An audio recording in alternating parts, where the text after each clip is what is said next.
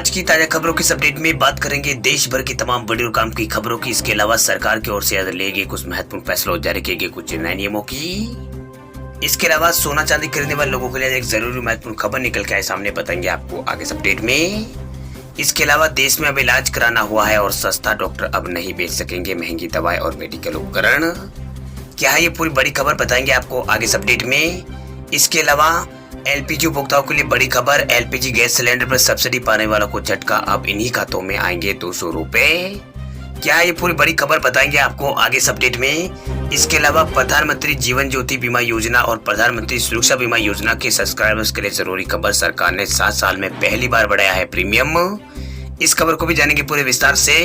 इसके अलावा यहाँ पर इंस्टाग्राम को मिलेगी कड़ी टक्कर, भारत में जल्द वापसी करेगा टिकटॉक। इस खबर को भी जानेंगे पूरे विस्तार से। इसके अलावा कुछ एजुकेशन और जॉब रिलेटेड कुछ महत्वपूर्ण बड़ी खबरें बताएंगे आपको आगे इस अपडेट में। इसके अलावा कुछ टेक्नोलॉजी से जुड़ी कुछ बड़ी खबरें बताएंगे एक एक करके इस अपडेट में। साथ ही आज की तमाम बड़ी और काम की पूरी 20 खबरों की बात करेंगे आगे इस अपडेट में। बात करते हैं आज की पहली बड़ी खबर की, तो व्हाट्सएप का यूज करने वाले लोगों के लिए बड़ी खबर। व्हाट्सएप ने अप्रैल में बैन किए हैं 16 लाख से भी ज्यादा यूजर्स के अकाउंट। मोबाइल के जरिए मैसेज आदान प्रदान कराने वाले प्लेटफॉर्म व्हाट्सएप ने अप्रैल महीने के अंदर भारतीय यूजर्स के 16 लाख से भी ज्यादा अकाउंट को बैन कर दिया। इस कदम का मकसद ऐप पर नुकसानदायक गतिविधियों पर रोक लगाना था। व्हाट्सएप ने मासिक खुलासा रिपोर्ट में कहा है कि कंपनी ने ऐप पर ऐसी गतिविधियों पर रोक लगाने के लिए यूजर्स की शिकायत के आधार पर यहाँ पर 16,60,000 से अधिक अकाउंट को प्रतिबंध यहाँ पर अप्रैल महीने में किया है। रिपोर्ट में ये भी कहा गया कि हम विशेष रूप से रोकथाम पर ध्यान केंद्रित कर रहे हैं, क्योंकि हमारा मानना है कि हानिकारक गतिविधियों के बाद कदम उठाने से बेहतर है उन्हें यहाँ पर ना दिया जाए, ये व्हाट्सएप की ओर से कहा गया है। बात करते हैं अगली खबर की, तो यूट्यूब ने भी भारत में डिलीट किए हैं 11 लाख से भी ज्यादा वीडियोस और 44 लाख अकाउंट को भी किया है बैन।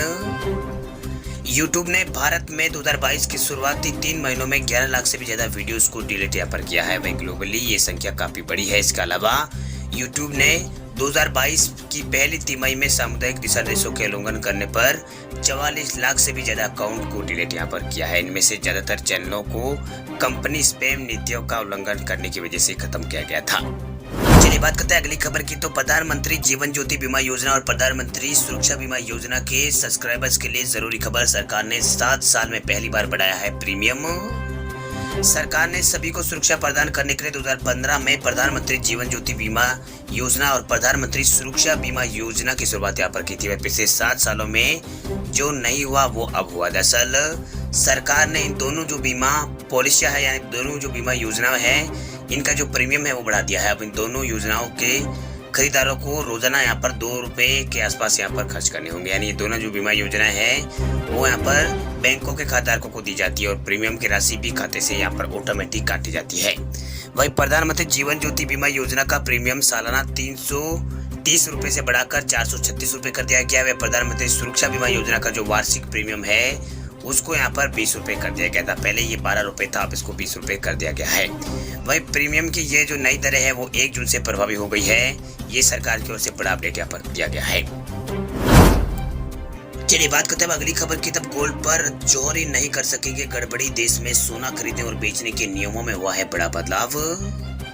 हर पीली चीज सोना नहीं होती है, ठीक उसी तरह सोने शुद्ध हो इसकी कोई गारंटी यहाँ पर नहीं होती। अगर आप भी सोना खरीदने में ठगी होने से घबराते हैं तो अब आपको घबराने की कोई जरूरत नहीं है। अगर जोरी जो है आपके साथ फर्जीवाड़ा भी करेगा तो उसकी यहाँ पर खैर नहीं है। बात यह है कि 1 जून से देश में सोना खरीदना और बेचना जो है वो यहाँ पर इस पर नया नियम आ गया, यानी सोने खरीदने और बेचने पर नियम में बड़ा बदलाव हो चुका है। वही गोल्ड हॉलमार्किंग का दूसरा चरण पूरी तरह से लागू हो चुका है। मोटी बात यह है कि जौहरी है केवल हॉलमार्क वाले ही सोने के आभूषण बेच सकेंगे, चाहे उनकी शुद्धता कुछ भी हो, क्यों यहाँ पर कुछ भी क्यों ना हो। यानी बाजार में बिकने वाले सोने का आभूषण शुद्धता के मार्ग पर यहाँ पर पूरी तरह से सुरक्षित माना जाएगा। इसका मतलब यह होगा कि गोल्ड ज्वेलरी की हर चीज चाहे वह किसी भी कैरेट की हो, उन पर अनिवार्य रूप से हॉलमार्क होना यहाँ पर जरूरी है। इसके बारे में यहाँ पर जरा और डिटेल की बात कर लेते हैं, तो यहाँ पर भारतीय मानक ब्यूरो यानी BIS के मुताबिक दूसरे चरण में अनिवार्य हॉलमार्किंग के दायरे में देश में 32 नए जिले आएंगे, जहां पर सभी ज्वेलर्स सिर्फ गोल्ड हॉलमार्किंग वाले गहने ही यहां पर बेचने की उन्हें अनुमति होगी। चलिए बात करते हैं अगली खबर की। तो देश में अब इलाज कराना हुआ है और सस्ता, डॉक्टर अब नहीं बेच सकेंगे महंगी दवाएं और मेडिकल उपकरण। राष्ट्रीय चिकित्सा आयोग ने ऐसे डॉक्टरों पर नकेल कसना शुरू कर ली है जो मरीजों से मनमाने तरीके से पैसे यहाँ पर वसूलते हैं। दरअसल एनएमसी की हाल में जारी आचार संहिता के मसौदे में कहा गया है कि अब डॉक्टर मरीजों को महंगी ब्रांडेड दवा नहीं बेच सकेंगे। हालांकि डॉक्टरों को अपने मरीजों के लिए दवा बेचने के लिए मनाही यहाँ पर नहीं होगी। दरअसल राष्ट्रीय चिकित्सा आयोग के मुताबिक डॉक्टर अब खुली दुकान नहीं चला सकता है, ना ही यहाँ पर मेडिकल उपकरण वो बेच सकते हैं।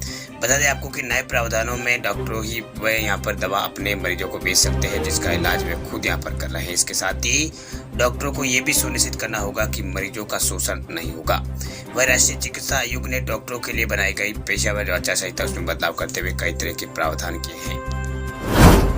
चलिए बात करते हैं अगली खबर की। तो एलपीजी गैस सिलेंडर पर सब्सिडी पाने वालों को झटका, बहनी खातों में आएंगे 200 रुपए। सरकार ने रसोई गैस एलपीजी पर मिलने वाली सब्सिडी को सीमित यहाँ पर कर दिया। दरअसल सब्सिडी रहे लाखों उपभोक्ताओं को अब बाजार मूल्य का भुगतान ही करना होगा। वह उज्ज्वला योजना के तहत मुफ्त कनेक्शन पाने वाले यहाँ पर केवल 9 करोड़ गरीब महिलाओं और अन्य लाभार्थियों को ही अब सब्सिडी मिलेगी। वित्तीय सचिव पंकज जैन ने एक बयान में कहा है कि जून 2020 से रसोई गैस पर कोई सब्सिडी नहीं दी जाती है और केवल वही सब्सिडी प्रदान की जाती है जिसकी घोषणा वित्त मंत्री निर्मला सीतारमण ने 21 मार्च को यहाँ पर की थी। उन्होंने कहा था कि कोविड की शुरुआती दिनों से एलपीजी उपयोगकर्ताओं के लिए कोई सब्सिडी नहीं थी। उन्होंने कहा कि तब से केवल वही सब्सिडी है जो यहाँ पर उज्ज्वला लाभार्थियों के लिए पेश की गई थी। वही केंद्रीय वित्त मंत्री निर्मला सीतारमण ने पेट्रोल पर उत्पाद शुल्क में रिकॉर्ड 8 रुपए प्रति लीटर और डीजल में 6 रुपए प्रति लीटर की कटौती घोषणा करते हुए कहा कि उज्ज्वला योजना के लाभार्थियों को एक वर्ष में 12 बाटलों के लिए 200 रुपए प्रति सिलेंडर सब्सिडी मिलेगी। चलिए बात करते हैं अगली खबर की। तो देश में यूपीआई ने बनाया है नया रिकॉर्ड। मई महीने के अंदर ट्रांजैक्शन 10 लाख करोड़ हुए हैं पार। भारत में यूनिफाइड पेमेंट इंटरफेस यानी यूपीआई ट्रांजैक्शन ने पिछले सभी रिकॉर्ड तोड़ दिए हैं। मई महीने में यूपीआई ट्रांजैक्शन 10 लाख करोड़ रुपए से पार यहाँ पर चले गए। इस साल मई में यूपीआई प्लेटफॉर्म पर कुल यहाँ पर 595 करोड़ के ट्रांजैक्शन यहाँ पर किए गए जिनकी राशि 10 लाख करोड़ से भी ज्यादा है। वही national payment corporation of India यानी एनपीसीआई द्वारा जारी किए गए आंकड़ों के मुताबिक इससे पहले अप्रैल 2022 में 558 करोड़ रुपए के भुगतान यहाँ पर हुए थे जिसकी जो राशि है वो यहाँ पर 9,83,000 करोड़ रुपए थी। ऐसी उम्मीद जताई जा रही है कि ट्रांजैक्शन की संख्या इस महीने यहाँ पर 600 करोड़ रुपए पार जा सकती है। बात करते हैं अगली खबर की। तो आम आदमी के लिए जरूरी खबर, अभी भी लिंक नहीं कराया है पैन कार्ड और आधार कार्ड तो खड़ी हो जाएगी मुश्किलें, जेब पर पड़ेगा पूरा असर।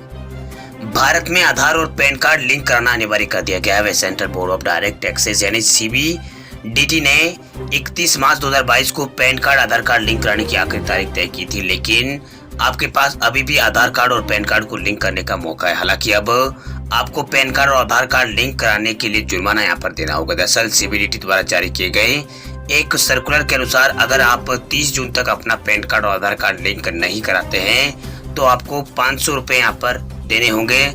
अगर आप 1 जुलाई के बाद पैन कार्ड और आधार कार्ड को लिंक कराते हैं तो आपको 1000 रुपए का जुर्माना देना होगा।